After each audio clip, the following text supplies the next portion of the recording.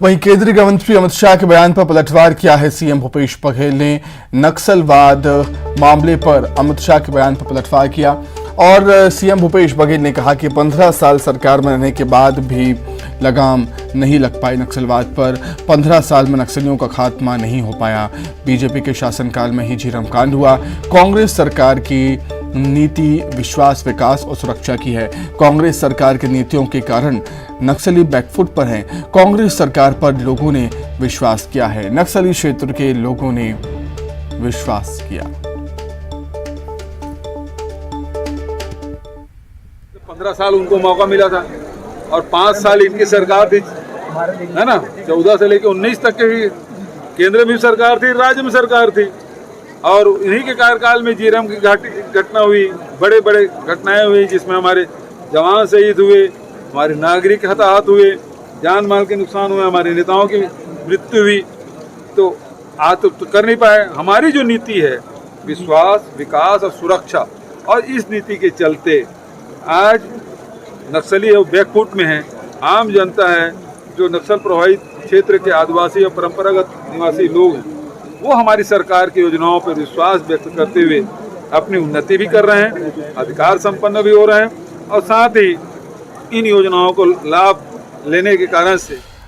आगे बढ़ते हैं, बात करेंगे कर्मचारियों के आंदोलन की। कर्मचारियों के आंदोलन का आज 7वां दिन है। कर्मचारियों के आंदोलनों से व्यवस्थाएं चरमरा गई हैं।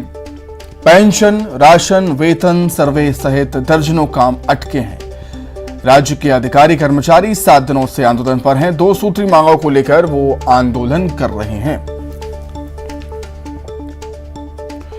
तो कर्मचारियों के आंदोलन का आज 7वां दिन और कर्मचारियों के आंदोलन से व्यवस्थाएं चरमरा गई हैं। सरकारी व्यवस्थाएं हैं, सरकारी कामकाज हैं, वो खासे तौर से प्रभावित हो रहे हैं। पेंशन, राशन, वेतन, सर्वे सहित दर्जनों काम अटके पड़े। राज्य के अधिकारी कर्मचारी 7 दिनों से आंदोलन पर। ये तस्वीरें देखिए। मांगों की श्रृंखला भी बनाई है DA-HRA। मांगों की मानव श्रृंखला बनाई है कर्मचारियों ने। 2 सूत्री मांगों को लेकर धरना दे रहे हैं कर्मचारी।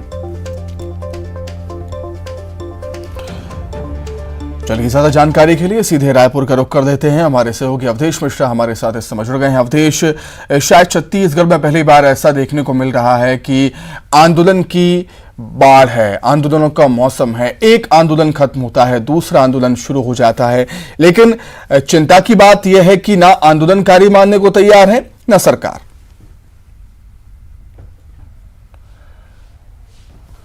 बिल्कुल बिल्कुल, आपने सही कहा कि आंदोलनों की बाढ़ आमतौर पे छत्तीसगढ़ की बात कर ली जाए तो चुनावी साल में देखने को मिलता था कि चुनावी साल जब भी होते थे 2018, 2013, 2008, इन सालों में लगातार जो है आंदोलन धरातल पे दिखाई पड़ते थे। लेकिन इस बार ऐसा हो रहा है कि चुनावी साल से ठीक 1 साल पहले, अगले साल संभावित चुनाव होना है दिसंबर में, लेकिन 1 साल पहले ही 2022 में ही लगातार आंदोलनों की जो बाढ़ आई हुई है वो धरातल पे दिखाई पड़ रही है। कर्मचारी अधिकारियों के आंदोलन का आज 7वां दिन है। निश्चित तौर पे 1 सप्ताह तक अगर शासकीय दफ्तर बंद रहेंगे तो व्यवस्थाएं चरमराएगी ही। दरअसल सरकार जो प्रशासनिक एजेंसियां होती है वो सर्विस प्रोवाइडर की काम करती है, आम लोगों को सुविधाएं उपलब्ध कराती है, और अगर इन दफ्तरों में 1 सप्ताह से ताला लटका हुआ है तो समझा जा सकता है कि नामांतरण से लेकर, पंजीयन से लेकर, राशन से लेकर तमाम तरह की लोगों की जो जरूरतें हैं उन जरूरतों पर फिलहाल जो हड़ताल का पहरा है वो बैठा हुआ। इनके काम नहीं होने से लोगों में न केवल नाराजगी देखने को मिल रही है बल्कि लोग आक्रोशित भी हो रहे हैं कि आखिरकार इन हड़तालों से उनकी क्या गलती है कि ऐसे हड़ताल से उनका सीधा नुकसान हो रहा है। लगातार हड़ताल है, हड़तालों को लेकर कई तरह की खबरें भी आई कि मंत्रालय कर्मचारियों ने कल जो है एक विज्ञप्ति जारी करके कहा कि वो हड़ताल में शामिल नहीं होंगे। तो 7 दिन हड़ताल के बीतने के बाद भी सरकार उस पर ध्यान नहीं दे रही है। दरअसल मुख्यमंत्री ने हड़ताल के पहले दिन ही कहा था कि 6% जो वेतन जो DA है वो राज्य सरकार ने हाल फिलहाल में 16 अगस्त के दिन में बढ़ाए थे। 16 अगस्त को अगर 6% DA बढ़ा है तो 22 अगस्त से हड़ताल का कोई औचित्य ही नहीं बनता है। मुख्यमंत्री ने कहा था कि समय रहते इन तमाम मांगों को मान लिया जाएगा। लेकिन अधिकारी कर्मचारियों ने पहले से हड़ताल का ऐलान किया था। 6% डीए बढ़ने के बाद भी हड़ताल पे वो गए, जिसको लेकर जो है मुख्यमंत्री ने नाराजगी भी जताई। और यही वजह है कि अब सरकार उन पे ध्यान नहीं दे रही है और आंदोलन जो है लगातार जारी है। लेकिन सरकार के ध्यान ना देने, आंदोलन के लगातार चलने से जो सीधा जो असर है वो आम जनता के सुविधाओं पे, आम जनता पे पड़ता दिखाई पड़ रहा है। बिल्कुल ठीक बात है, इसका सीधा प्रभाव, सीधा असर आम जनता पर हो रहा है। अवधेश, आप बने रहिएगा हमारे साथ, कुछ और खबरों पर भी हम आपसे अवधेश जानकारी लेंगे। आगे बढ़ते हैं। सरगुजा जिले के अंबिकापुर से एक दिल दहला देने वाली घटना सामने आई। यहां एक महिला के बार बार मायके जाने से नाराज पति ने पत्नी की आंखें निकाल दी। घटना के बाद से आरोपी पति मौके से फरार हो गया। पुलिस ने आरोपी के खिलाफ हत्या के प्रयास का मामला दर्ज किया है। दरअसल ये घटना उदयपुर थाना क्षेत्र के केश गांव की है, जब नशे में धुत देव प्रसाद घर पहुंचा और पत्नी से इस बात को लेकर विवाद करने लगा कि वो बार बार मायके चली जाती है। विवाद बढ़ने पर पहले तो देव प्रसाद ने पत्नी को अधमरा होने तक पीटा और फिर उसकी दाहिनी आंख में उंगली डालकर आंख निकाल ली। इस पर भी उसका गुस्सा शांत नहीं हुआ तो उसने हंसिए से आंख की नसों को काट डाला और फिर आंख को आग में डाल दिया।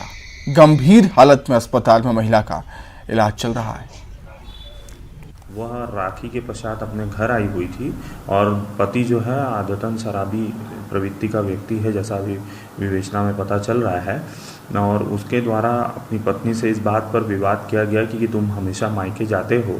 इस बात पर उसके साथ विवाद बढ़ गया और बढ़ने पर उसके द्वारा मारपीट के साथ साथ उसके आंखों पर हंसिया से वार किया गया और आंखें निकाल ली गई, जिसके कारण उसे काफ़ी चोट आई है और आँख भी संभवतः जो एक आँख है डैमेज हो गई है। इसमें अभी